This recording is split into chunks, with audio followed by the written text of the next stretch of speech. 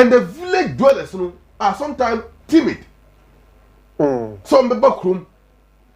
And until their main source of health delivery are the cheap compounds. And the baby have been Okay. So Bafo Flua, that is the place I didn't call. Therefore, you need a qualified nurse who has been professionally trained and registered and rectified to provide the health at that level. Other than that, we will be compromising thousands and millions of Ghanaians who can easily die in their rural areas as a result of professional negligence. And I'm wondering why the whole government, like MPP, will use health as a policy, as political tool, and turn around to do or to rectify professional negligence and promote same. Because you have this number of nurses that you are not prepared to employ them. But you know why the government is going for a half-baked health trainings like senior high school students? All right. That policy that Kufuor brought in 2006, it was meant to complement giving the population to health ratio. I have given you the figure because so even from 2006, about 2013, how many years later? 8 years later.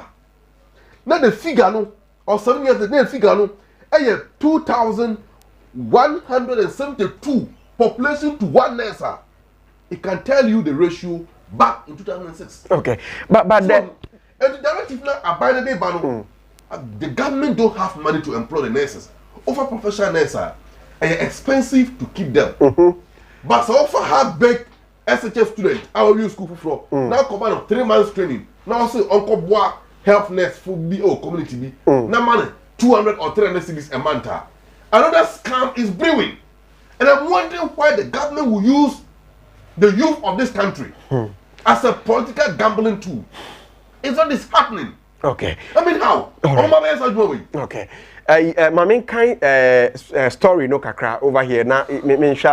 So maybe people watching will also get to know what exactly the whole thing talks about. To say, government will employ about 5,000 senior high school graduates by the end of August 2022 to help with basic healthcare delivery on community health-based planning services, which is the Chps compound across the country.